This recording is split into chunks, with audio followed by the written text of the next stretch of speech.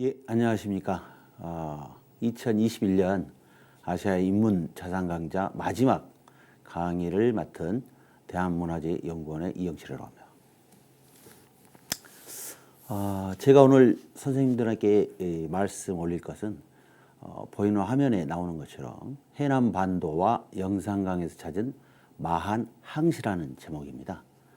1강부터 보면 동남아시아부터 중국, 일본, 그리고 유럽의 주요 국제 무역 항구 도시에서 나온 유물을 가지고 아마 도자기가 대부분이었던 것 같습니다. 말씀을 들으셨을 것 같습니다. 근데 제가 오늘 준비한 것은 우리 대한민국의 서남부에 위치한 영산강을 중심으로 한 해남반도 일대에서 나온 우리의 자료를 가지고 이야기를 좀 드려볼까 싶습니다. 키워드가 이제 마한이 좀 돼야 될 것 같습니다. 그래서 마한은 아마 시청자분이 다 아실 겁니다.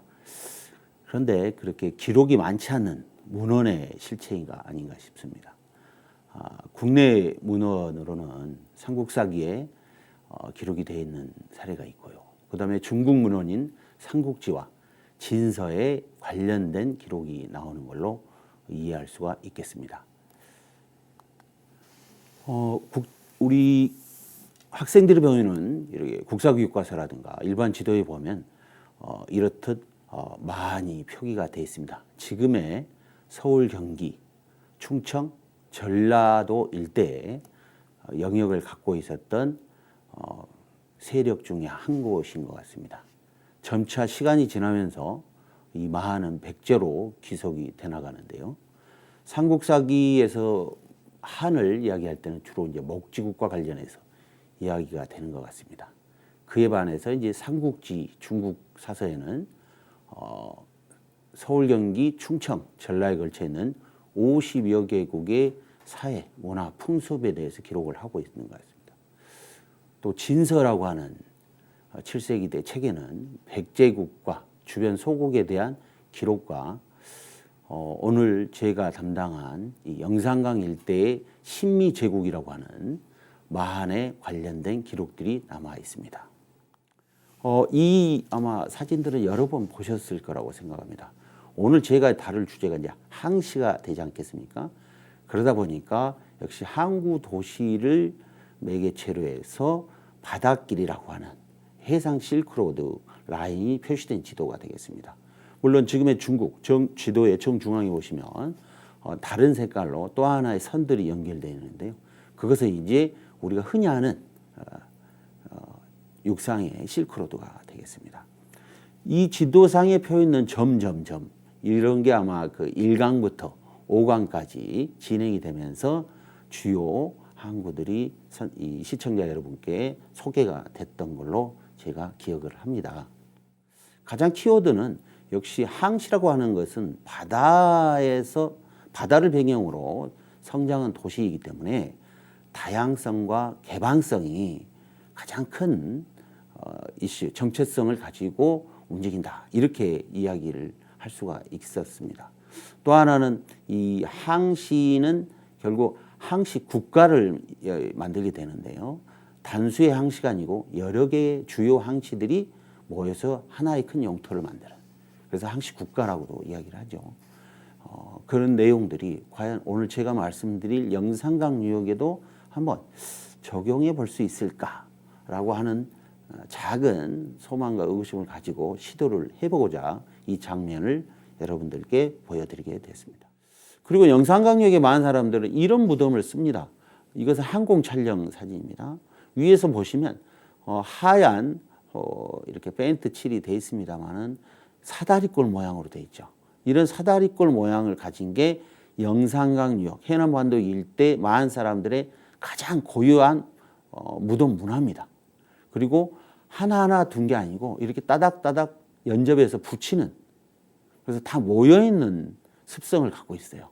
그래서 이런 게 왜 저런 무덤의 풍습이, 매장 풍습이 생겨났을까? 이런 것들을 지금 고고학자들이 끊임없이 연구하고 있다. 이렇게 이해해 주시면 될 것 같습니다. 제가 방금 말씀드린 그런 사다리꼴 무덤에는 이런 항아리 무덤들이 기본적으로 들어갑니다.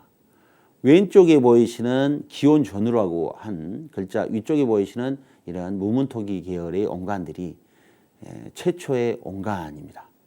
이건 이제 마한 초기, 그러니까 기온전후 시기에는 이렇게 작은 온관들을 사용을 해가지고 무덤을 씁니다. 온관뿐만 아니라 그 당시에는 이 아래쪽에 보이는 목관, 흙 구덩이를 파고 그 안에 나무로 만든 관재를 사용했던 목관을 넣는 이런 풍습이 유행을 합니다. 근데 이런 작은 온관이나 목관은 지금의 우리 대한민국 전역에 거의 전역에서 다 이 비슷한 시기에 거의 같은 매장 풍습으로 유지가 됩니다. 그러다가 이제 각 시간이 지나고 기온으로 넘어가면서 이제 각 지역마다 또 국가마다 또 소국마다 자기만의 독특한 무덤들을 쓰기 시작하죠. 그때 그럼 영산강 유역은 무슨 무덤을 썼느냐라고 보면 이 사진의 오른쪽과 같이 굉장히 큰 대형의 항아리 무덤으로 변화 발전을 하게 됩니다. 이게 영산강 유역의 온관 문화라고 하는 겁니다. 그래서 영산강 유역의 온관 문화는 또 마한을 이야기할 때, 영산강 유역사의 마한 세력을 이야기할 때 온관 고분 사회라고도 학자들에 따라서 칭해지기도 합니다. 이런 큰 항아리 무덤은 길이가 길게는 3m가 넘는 경우도 있습니다. 물론 항아리 하나의 길이가 3m는 아니고요. 항아리 두 개를 확고한 캡슐처럼 확고한 전체 길이가 제일 큰 게 아마 제 기억으로는 3m 26 정도 되는 걸로 알고 있습니다. 엄청난 규모입니다. 그렇게 큰 항아리로 이렇게 점차 바뀌어가는데 약 100년 단위로 온관의 스타일이 저 사진과 같이 이렇게 변합니다. 이건 아주 예쁘죠. 유리구슬입니다. 바로 조금 전에 보여드렸던 그 온관 안에서 나온 유리구슬인데요. 유리구슬은 그 기록에 나와 있습니다. 마한 사람들은 금은 비단보다 구슬을 더 좋아했다. 그리고 구슬을 옷에 꿰매고 목에 걸고 귀에 거는 풍습을 좋아했다. 이런 기록이 나옵니다.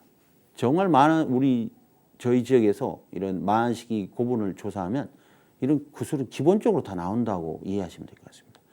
그런데 최근에 이제 여러 과학이 발달하고 또 관심이 증가하면서 이런 유리 구슬들이 현지에서 제작된 원료가 좀 드물고 우리가 아닌 다른 지역에서 만들어진 원료로, 다른 지역 원료로 만들어진 유리구슬, 이런 내용들이 많이 나오고 있죠. 특히 동남아시아. 그래서 이제 이런 유리구슬을 놓고도 실은 한반도와 중국, 또 동남아시아, 서역 이런 지역 간의, 국가 간의, 항시 간의 교역을 이야기하는 대표적인 고고 자료로 우리가 이야기를 합니다. 그래서 그런 측면에서 실은 발굴 조사를 할 때 이런 유리구슬은 항시를 연구하는 데는 굉장히 중요한 유물이다. 이렇게 이해를 해주시면 감사하겠습니다. 자, 그러면 이제 본격적으로 오늘 주제인 영산강, 해남반도가 있는 한반도 서남해, 연안에 한번 접근을 해보도록 하겠습니다. 제가 오늘 여기서 보여드릴 것은 이제 한 4개 정도 유적을 이렇게 좀 대표적으로 소개를 할까 합니다. 영산강에서 일부, 그리고 해남반도에서 일부, 대표적인 항시로 볼 수 있는 자료들을 소개하면서 나름의 생각을 말씀드리도록 하겠습니다. 이 지금 위의 사진 같은 경우는 그 당시 1917년에 했던 그 발굴 당시의 사진입니다. 이게 도굴 당시의 사진이겠죠. 그 온관 하나의 안에서 굉장한 유물이 나옵니다. 그 가장 오른쪽에 있는 사진은 흑백이어서 좀 죄송합니다만은 지금 저 안에 보면 이 금동관이 바로 사진 제일 아래쪽에 이렇게 크게 보일 겁니다. 머리 쪽으로 추정되는 부분에 관이 씌워져 있었고 발 쪽 부분에 금동 신발이 이렇게 씌워져 있었습니다. 이런 유물이죠. 지금 이제 보존 처리하고 해서 원래 색깔을 조금씩 찾아가고 있습니다만은 이런 화려한 유세품들이 온관을 사용했던 사람들의 이제 유신제로 사용이 됐던 거죠. 물론 이제 이게 만이냐 백지냐 뭐 그런 걸 가지고 이야기를 합니다만 그걸 떠나서 이런 유물을 소유할 수 있었다라고 하는 것은 결국 그 지역이 당시 항시 국가 수준의 큰 정치체가 있었기 때문에 이 주인공도 있었다. 이렇게 우리는 일단은 해석을 할 필요가 있다라고 생각을 합니다. 또 한 곳은 국보 400 아니 사적 404호로 지정된 나주 보감리 일대 고분입니다. 이거 위에서 찍은 장면인데요. 이곳에는 지금 전시관이 만들어져 있죠. 나주에는 2개의 중심지가 있는데 앞서 말씀드린 반남면 일대 중심지가 있고 또 한 곳은 이곳 보감리 일대 중심지가 있습니다. 여기에서는 무덤 하나에서 무려 41개의 이렇게 무덤방들이 나옵니다. 그리고 그 무덤방의 시기는 약 300~400년 정도의 시간을 가지고 41개의 무덤들이 만들어지게 되는 거죠. 엄청난 사실이었습니다. 당시 제가 회상을 해보면 언론에서 아파트형 고분으로 이렇게 크게 보도를 했던 기억이 있습니다. 이런 것들이 만들어지는 것도 약 400년에 걸쳐서 만들어지는 것도 이곳이 바로 영산강 변에 접해 있는 유적입니다. 이거 뭐냐? 강변에 접안할 수 있는 큰 규모의 마을, 어떻게 보면 도시라고도 할 수 있는 큰 실체가 있었기 때문에 이런 큰 무덤이 만들어지고 귀중한 유물들이 들어가게 됐던 거죠. 돌방이라고 하는 새로운 스타일의 무덤방이 만들어짐에도 불구하고 그 안에는 4개의 온간이 매장이 됩니다. 제가 앞서 말씀드렸지만 온간은 영산강 유역 많은 사람들의 무덤의 아주 기본 양식입니다. 그 온간들이 이렇게 들어가 있는 거죠. 다음은 이제 나주를 거슬러 올라와서 지금의 광주의 한 유적을 소개 말씀 올리겠습니다. 영산강 내륙 종점에 저는 항시 이렇게 이해를 합니다만 광주 신창농이라고 하는 곳입니다. 거기서 이런 인골이 나왔고 수많은 목 제품들, 칠기 제품이 나왔습니다. 그럼 왜 이곳에 항시라고 이야기할 수 있냐? 자, 여기에서 중요한 게 나왔죠. 동전입니다. 동전. 많이 흐트러졌지만 이 동전은 당시 국내 화폐가 아니고 중국 신나라 화폐입니다. 화천이라고 알려져 있는 것이죠.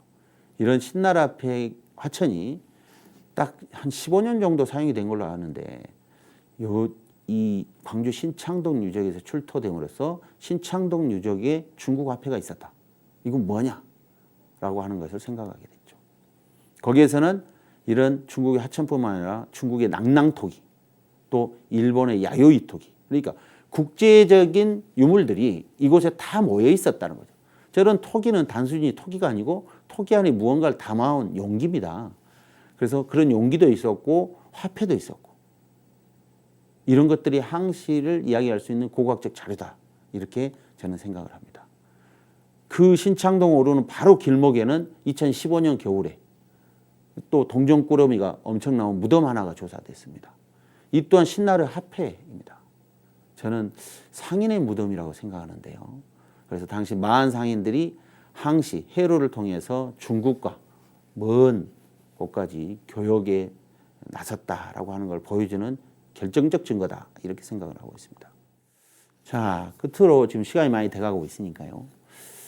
해남반도 그러면 한번 좀 해남반도에서 마한 소국이자 항시 자료는 있냐 없냐라고 했을 때 저는 이 유적을 주목할 필요가 있다라고 생각을 했습니다. 지금 이건 해남의 궁곡리라고 하는 곳인데 저 멀리 지금 바다가 보이시죠? 그리고 이 구릉 위쪽에서 찍은 건데 구릉 위쪽은 바로 유적이 해당이 되겠습니다. 그 유적은 궁곡리 폐총으로 알려진 곳입니다. 사적으로 지정이 돼 있죠. 449호로 지정 관리가 돼서 지금 매년 학술 발굴 조사가 목포대학교 박물관에 의해서 이루어지고 있습니다. 그런데 이 궁곡리 폐총 주변에는 같은 시기에 만들어진 좀 작은 규모입니다만은 이렇게 뭐 신정, 두모리, 방처, 환해 하는 폐총들이 질비하게 둘러져 있습니다. 그 폐총들은 뭐냐면 소위 말 쉽게 말씀드리면 조개, 폐각, 버려진 폐각층이 쌓인 것을 폐총이라고 합니다. 그래서 아주 그 좀 폐총에 대해서 별 관심이 없는 분들은 이제 쓰레기 더미다 이렇게까지도 표현하는데 실은 쓰레기 더미라고 표현하기는 너무 그 불성실한 생각이고요. 엄청난 정보를 담고 있는 게 실은 폐총이죠. 그 안에 자료들이. 그래서 이런 폐총들이 이렇게 많이 모여 있었다는 점을 보면 이곳이 거의 심상치 않는 곳이다. 이걸 쉽게 생각을 할 수가 있습니다.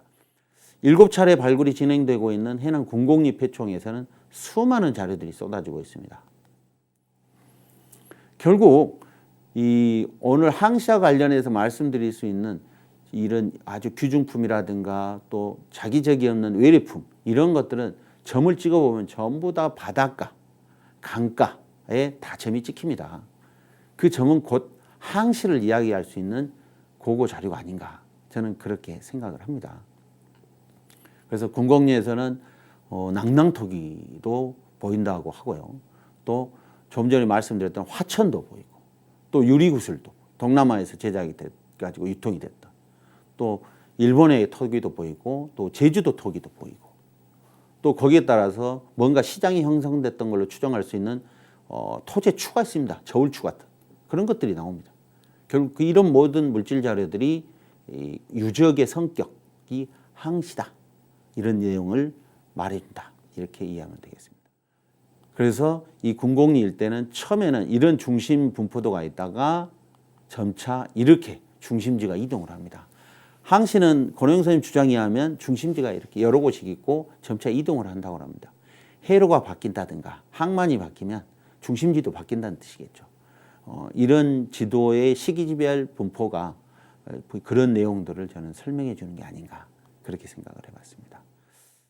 결국 끝으로 이제 마한 시기에 이 항시 연구를 어떻게 할 것인가라고 하는 것이 이제 가장 저는 큰 고민인 것 같습니다. 오늘 발표를 하고 나서도 이제부터 저는 이제 항시에 대한 연구가 시작될 거라고 생각을 하는데요.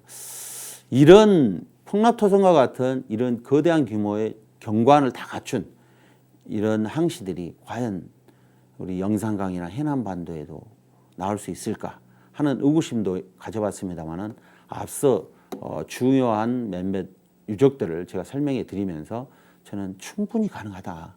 결국은 고고학자들이 어떤 관점을 가지고 어떤 그 유적을 상대를 할 때 어떤 관점으로 바라보고 또 유구를 어떻게 해석하고 유물을 어떻게 보는가 이거에 따라서 숨겨질 수 있는 항시가 우리 눈앞에 저는 펼쳐질 수 있다라고 생각을 합니다. 결국 저는 그래서 이런 모델들이 마한의 항시 경관의 모델이라고 생각을 합니다만은 이런 모델들이 결국은 우리 지역사회에서도 모든 실체가 저는 드러날 수 있다라는 기대를 가지고 지금도 공부를 하고 있고 얼마 전에는 이런 항시 관련해서 동남아로부터 우리 한반도에 걸쳐서 나오는 이런 온간에 저희들이 집중 연구 조사를 한 적이 있습니다. 발표도 있고 유튜브에 세미나를 공개한 적도 있습니다만 이 온간이라고 하는 문화가 해양 문화이더라고요. 바다를 배경으로 했던 민족과 국가에서 중시했던 무덤 스타일의 한 종류가 이런 항아리 무덤이었습니다. 그런데 다른 지역의 항아리 무덤들은 기원 후 1, 2세기에 대부분 다 소멸합니다. 다른 무덤으로 다 교체가 되는데 영산강 유역에서만 기원 후 6세기까지 약 400년 동안을 더 이 항아리 무덤을 더 크게 만들고 더 화려하게 만드는 이런 매정 풍습이 유지가 됩니다. 결국 이것은 이 마한을 우리가 이야기할 때 마한의 마지막 흔적을 찾으려고 한다면 영산강의 이 온간 문화에서 마한의 흔적을 찾고 또 그와 더불어 이 국제적인 이런 무역의 주인공도 역할을 했을 걸로 추정하는 항시도 저는 찾아낼 수 있지 않을까. 결국 그런 것들이 현대사회의 다문화 사회를 이해할 수 있는 역사적 과제가 아닌가 그런 생각들을 해보면서 앞으로 좀 더 많은 공부를 해가지고 오늘은 제가 이제 초보적인 수준을 소개해서 아주 죄송합니다만은 다음에 혹시 더 기회가 있다면 그때는 좀 더 깊이 있게 좀 더 실체적으로 사실적 내용을 가지고 여러분들을 만나 뵙도록 하겠습니다. 발표는 이상으로 마치도록 하겠습니다. 감사합니다.